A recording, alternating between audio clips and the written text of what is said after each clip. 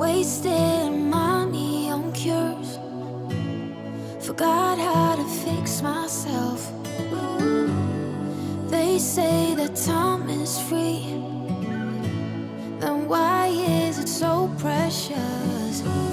Oh, I'll say memories in my head, like Polaroids on walls. They remind you to look ahead.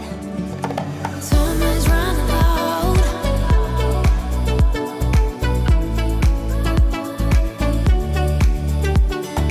Time is running out.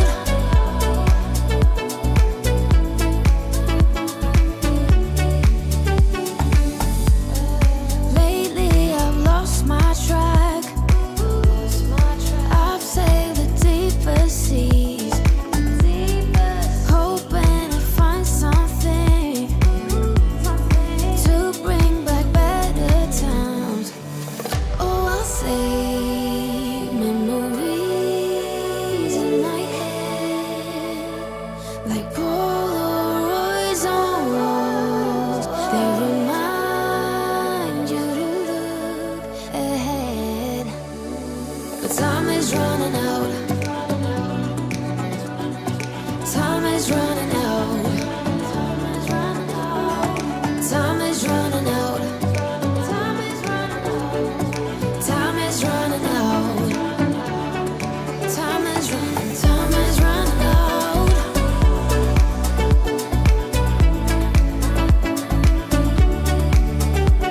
But time is running out.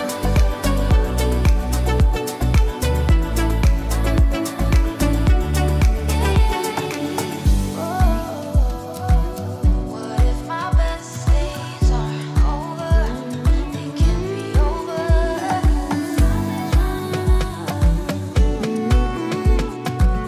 They can't be over now. Time is running out. What if my best days are over? They can't be over now. Time is running out. Time is running out.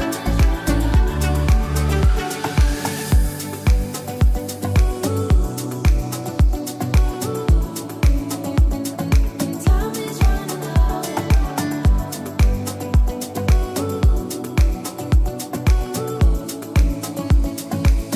is running out.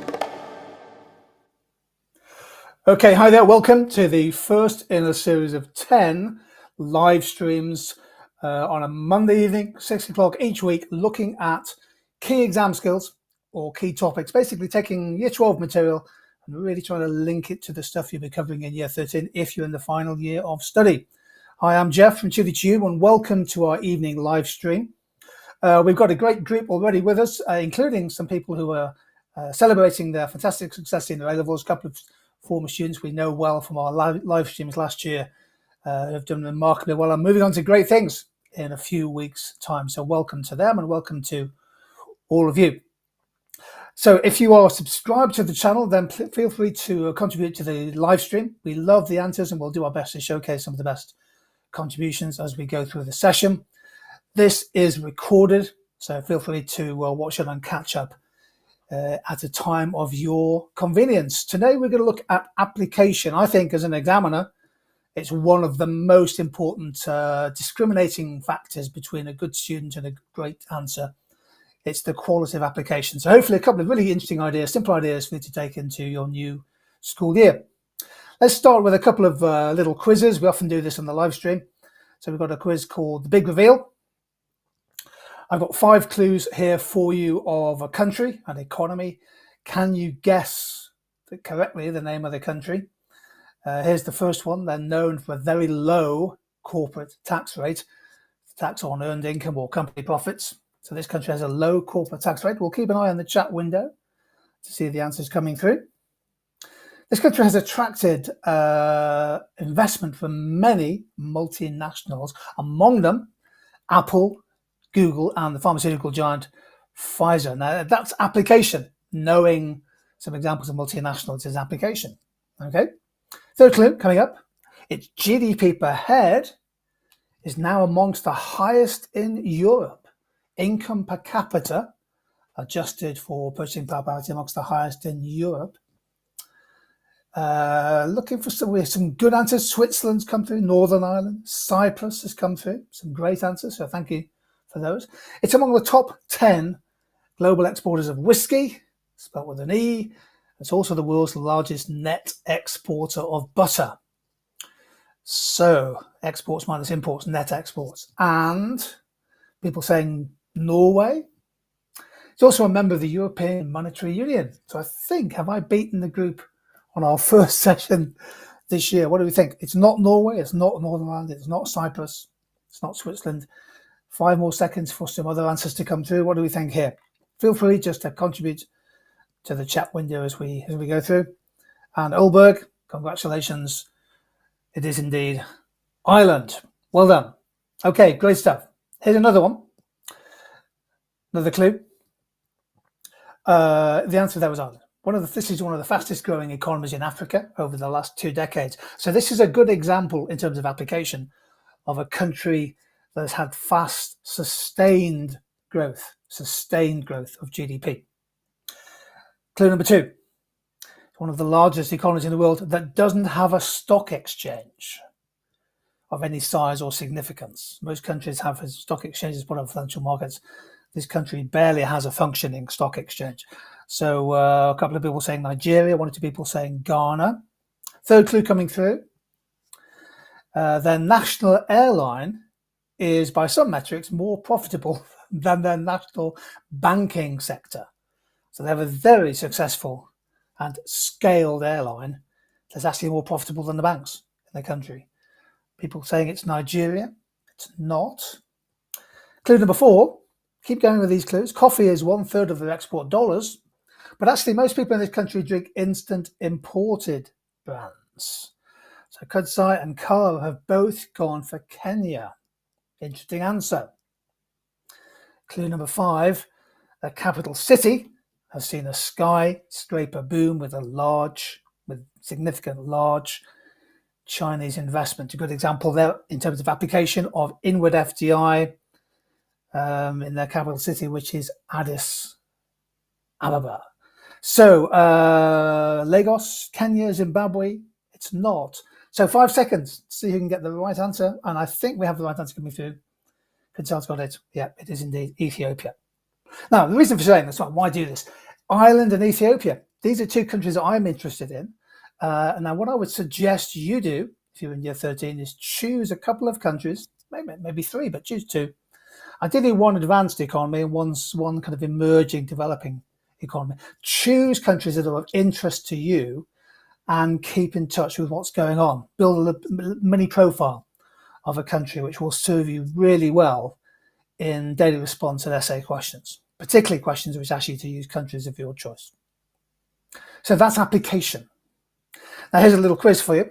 I've got 3 charts, but sneakily I have taken off the information on the y-axis and also the heading. So can you identify the chart in chart 1? What do we think here?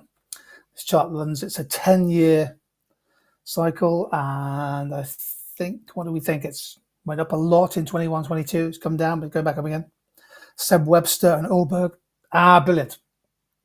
Oh, by the way, yeah, we'll try and showcase on the screen Ulberg and Seb's answers there. We'll showcase some great answers during our live stream. It is indeed UK inflation. Okay, that's 1-0. Here's the second one. This is harder. What do we think here? Walden to Warder, who got the right answer as well. So this is the number of people in thousands. So it's a figure that's gone up a lot in the last 10 years to well over 1 million. Okay, can you identify this data chart? So mostly it talks about unemployment in the UK. It's linked to the labour market, but it's not. What do you think? What else is UK GDP per head? No, because that would have to be measured in pounds or dollars. Jim says 2 to 2 YouTube subscribers. Pretty good. But no, that figure's much higher than that. Allberg says new jobs per year. It's to do with the labour market, and it's to do with particular types of jobs. So I'll give you 10 seconds. Can the collective wisdom of this group? Oh, Amesha goes for a number of people claiming job seekers or asylum in the labour market. It's not quite that, no. I think I've won on this one. It's going to be one each. I'll give another 5 seconds. Water goes for new tech jobs. Great example. Really good. Thank you for that. It's not the right answer. Jasmine goes for specialised workers per year. Not quite. Okay, I've won. So it's one each. It's the number of people on 0 hours contracts. Now, this is a really key feature of the labour market. People in a job, they don't have a set number of hours per week or per month. And it's climbed a lot as part of our flexible labour market. The Labour Party is trying to reform, perhaps ban them, but well over 1 million people are in 0 hour contract jobs, part of the deregulated or gig economy. Now, the third chart is the decisive one. It's one each. It's Geoff 1, Team Economics 1. What do we think here? I'll give you a clue here. This is for 2025, and it relates to the UK. Can anybody here try and work out what this chart shows? It's for 2025, and it relates to the UK. So I'll give you 15 or 20 seconds. Those of you with us in the live stream, have a go. Post your answer in the chat window. Let's see if somebody can get it. If not, it's a little win for me tonight. So I'll give you another clue. It's the number of people. So it's a bar chart showing the number of people. It's in the UK, and it's for 2025. Oh, I think we don't have a lot of answers coming through the chat window. Oh, hello. Water's gone for salary brackets. Really interesting. Well done. Nice bit of intuitive thinking there. It's not. In a way, it's one of the reasons we're all here tonight. Jasmine says a number of unemployed in different counties. That's a great answer, Jasmine. Thank you for that. Doesn't win the prize, though. Okay, 5 more seconds. I think it's a win for Geoff tonight. Super pleased about that. I shall go into the evening and celebrate. Okay, here's the answer. It's the number of A-level entries in the UK by subject. Slightly cheeky, quirky answer. But notice there that maths is far and away the most popular A-level, popular in terms of student numbers. Then psychology, then biology, then chemistry. Then there's a bit of a gap. There's a big battle going on between those next little cluster of subjects: business studies, physics, history, sociology, art, and economics. English literature numbers down. So too geography, down I think a little bit this year. Those are the number of students taking A-levels last year. Let's see what the figures are for 2026 in a few months' time. Okay, let's crack on. Well done, everybody. So, golden rules. Thank you for joining in this session. Thinking about application in the exam and thinking about using application and building those skills during the next 9 to 10 months. Here are my golden rules. The first rule: if there's data in charts and tables, then when you're writing an answer, could be a mock paper, could be a real exam, there must be data in your answer. So as an examiner, I mock thousands of answers every year across different exams and different boards. I'm looking to see the good use of data in an answer if it's required and if it's in the extracts. So please don't ignore the data. It's put in there for a reason. Number 2, use each extract at least once across the different questions. So let's say you have 5 questions, let's say, in the daily response question. You'll know what your exam board does. And let's say you have 4 questions. So 5 questions and 4 extracts. Each extract, it may tell you use extract B and C, or use table 1. Fine. But you've got to be using everything. So don't leave a table or an extract or a chart unused across the question as a whole. Make sure you use it at least once. That way you're more likely to get some good application marks. Okay. And the third rule is include one element of application in each main paragraph in a longer essay. So if I'm marking a 25 marker, for example, and it's really good theoretically, if there's no application, it's not going to get the top marks. There must be application in each main paragraph. So when you're writing your school assignments, mock exams, whatever it is, try to follow these golden rules and they'll help. Okay, so moving on. Why does application matter? It matters because application shows you can use economics, not just memorize it. So it's not just about tables and theories and relationships, it's about using economics. You need application to get the higher marks for both analysis and evaluation. Okay?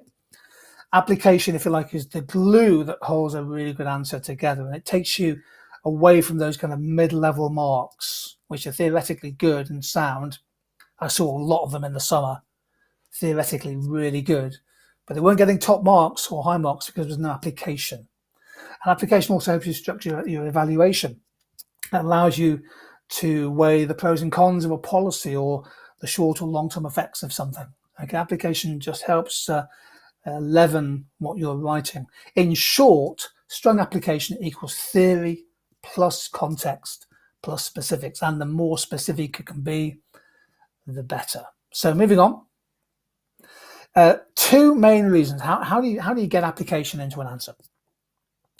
Firstly, in data response questions, and you'll probably do a lot of them this year, most application marks come from good and clear use of the extracts, the charts and the tables. You don't need to bring really anything extra in onto the table. So in the data response question, the data is your friend and you're not required to bring loads of extra stuff in. You can get a perfectly good mark without doing that, okay? Whereas in essays, you will need, as well as using the extracts or the STEM, if there is one, you'll need to bring your own evidence and examples. So purely theoretical answers cannot and will not get the top grades.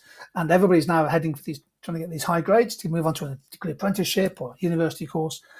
This is what our course is about, this free course this autumn. Okay, so here we go. Let's have a quick look at some application. So we're going to use year 12 material. Please do contribute in the chat window. So can you give me some likely real world examples of, well, let's spin the wheel. Now, you don't want data here, we just want some examples. Okay, a little test of your year 12 stuff. Can you please give me real world examples of products with a negative cross price elasticity of demand? So you have to think about, well, what does negative cross price elasticity mean? And if you can think of an example, please do add it to the chat window and we'll bring up some answers as we go through. Aki is in very quickly with Coke and Pepsi. Are you sure that has a negative cross price elasticity? We'll check in a second. So this is when the price of X changes, what happens to the demand for a product Y, but it's a negative. Aki comes in, wait, that has to be positive, yeah. So that would be two substitutes. So now we're looking for complements. Quite a few of you might not have done much economics over the summer. I haven't. So we're getting back into the scheme of things, aren't we, in the next few days. Allbird goes with printer and paper. Nice example. Yeah, really good example. Yeah, really good. People are saying chair and table, pizza and tomato sauce, bread and butter. Yeah, really good example of that from Devon. I've gone for the following. I've gone for pasta and pasta sauces, complementary. And Mesa went for something similar. Thank you for that. And also, I think it's been in the news recently, the meal deals, the so-called bundling of products. So Tesco's has just raised the price of their meal deal again, but supermarket meal deals, such as Tesco and Asda. Okay. Kurzai goes for printer and ink cartridges, really good. So complements. Let's have another go. We've got 3 of these. So what will it be? Spin the wheel again, please, Jim. It won't be that one. We've had that one. So again, this is application. We're not looking for data. We're just looking for examples because that counts as application. Markets with maximum prices or price caps. What do we think? Can you think of any examples in the UK of markets where the price is essentially capped? Oh, some good answers, some really good answers coming through from Cara there. University fees, the cap's gone up, of course. Tuition fees are capped. Jack comes in with water bills. Mesa comes in with house renting. This is good application, everybody. Well done. Our water bills capped. Not if you've got a meter. Yeah, water goes for energy. Yeah, really good. See, this is application, everybody. Here's my answers. I've gone for the energy price cap, which has been in place now for 6 years. It's going up by 2% again in October. It doesn't cap the bill, but it caps the amount you get charged per kilowatt of energy. So, I'm a single person household and my bill is fairly low, but if you've got 12 people in a house, student house, for example, you pay a lot for your bills. Rent controls in Scotland are now coming to an end this year. And also, I like the answer, by the way, that came in from Cara about university fees. I should have added that to the slide. But bus fare caps in England, outside London. So I think the current bus fare cap is now £3 per journey. Really interesting economic example. All of this, everybody, is application. Okay, that's what application means. One more, let's try one more. So let's spin that wheel. So 2 of them can't come up. We've got 4 left. Oh, okay. Products with price inelastic demand. By the way, in these sessions, we are testing your year 12 economics. So no new material tonight.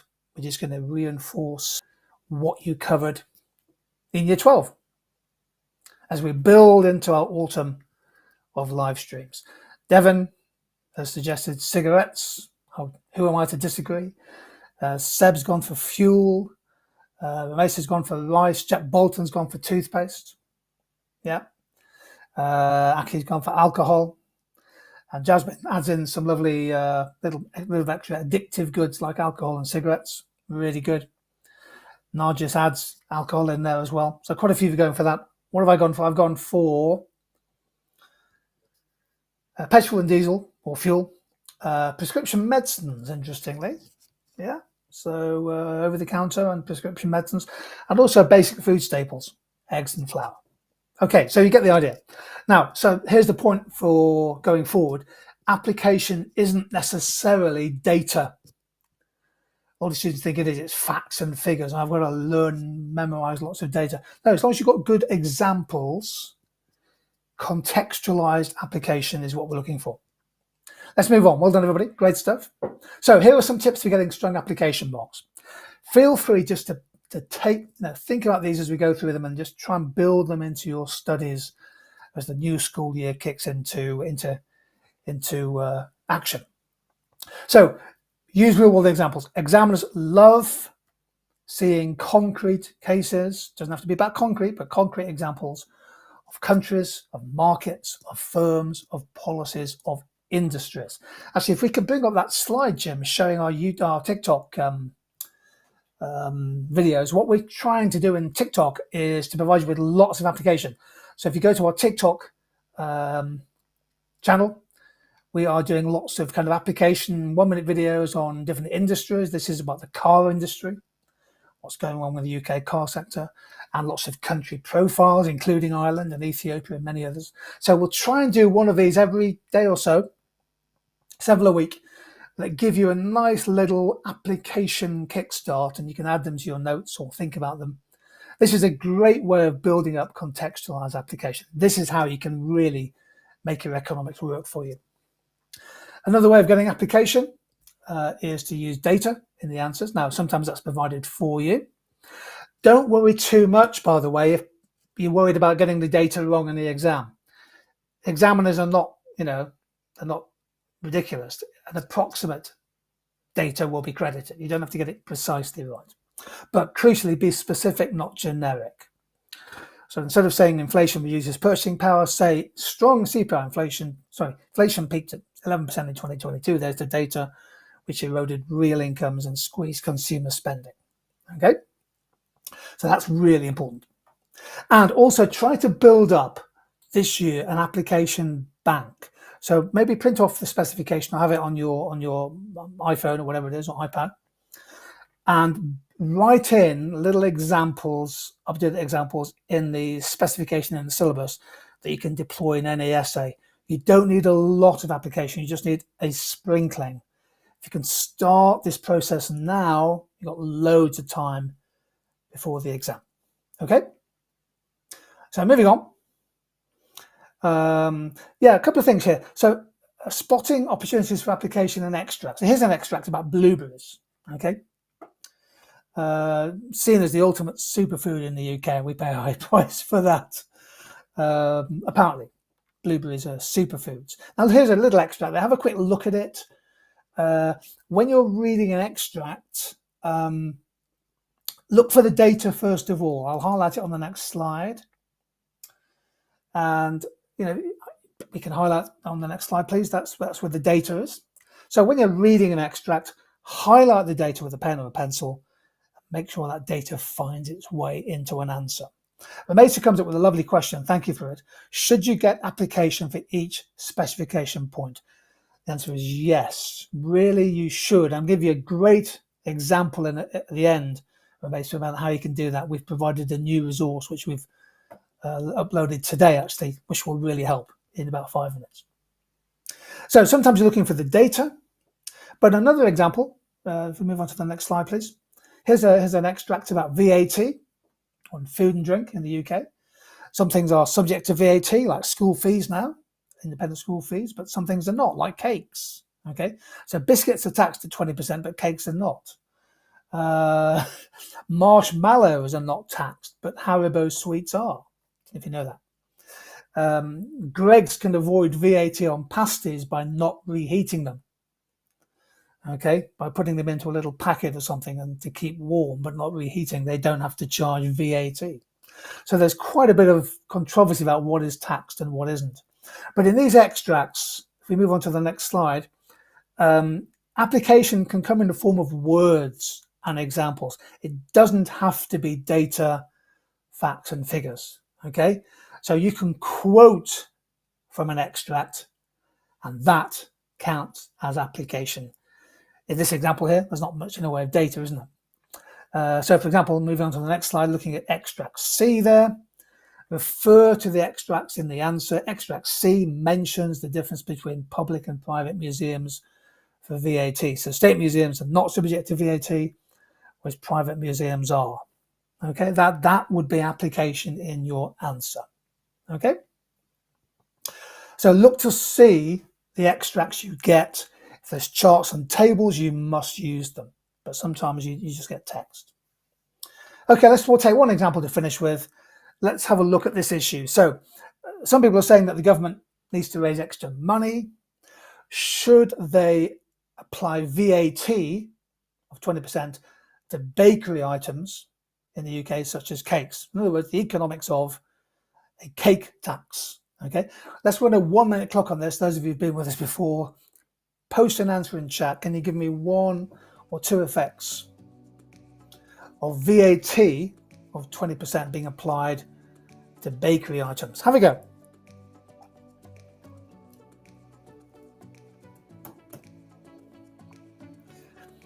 What might happen if the UK government brought in a VAT of 20% to cakes? Some great answers coming through. Thank you for Jasmine in particular there.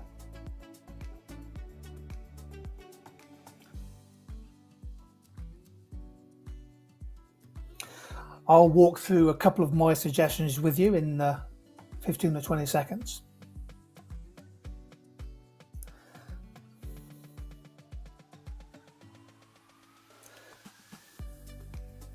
So you go to the supermarket and at the moment there's no VAT on cakes. Aki talks a bit of analysis there. We reduce the demand for cakes and reduce profits for bakeries. Ulberg, some great contributions today. Thank you. Lower demand for cakes, lower revenue for cake firms may lay off workers to cut costs, leading to higher unemployment. Warder brings in the idea that there might be some reduced cost to the NHS over time if the tax on cakes leads to an increase in healthier eating. Cara, I think, comes in there. Cara at all with a point about the healthier population and a lower burden on the NHS. So thank you to everybody. This is our first session this year. Some great contributions to the chat window. Jasmine comes in with lower profit margins for firms. All good answers. What I want to show you in this little example now is how to get those application marks. And we use something called such as seasoning.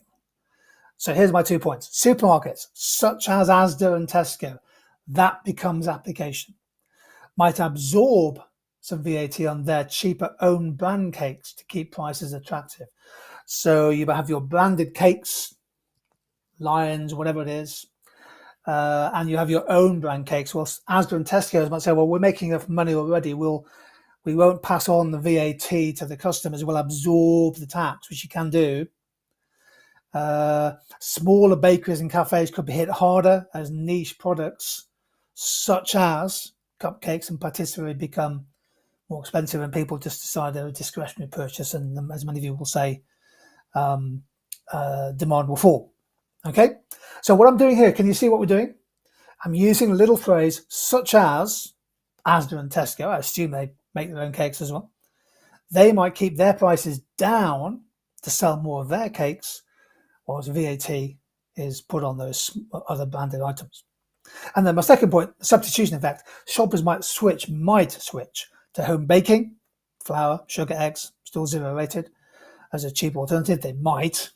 I think it's unlikely, but they might. And customers may consume subject away from cakes towards fruit or health foods, such as dried fruit. Now, I don't know if they will, but just putting in the phrase such as dried fruit is application. See what we're doing here? Little phrases such as, and then a little example. You don't need the data. You just need a little bit of awareness. Can score you better marks for analysis and application. Your answers were very good on analysis, by the way. Really good. So thank you for those. What I've tried to show you here is how you can just nudge your way to a better mark with a bit of application. Just in the chat window, does the such as point make sense? Just adding in that little phrase such as. Does that make sense, everybody? Are we okay with that? If we are, maybe just let me know in the chat window so I know if that point's been made. So such as, thank you, Ulbug. Thank you, everybody. That is, and do practice using it in your assignments this year. If you do, you'll get higher marks in the exam. Okay, brilliant. Okay, brilliant. Just to finish off with, thanks to everybody who commented that, we have launched something called an examples bank. Now, the first one is just open. It's a free resource. We'll post a link to it in the comment section of this video.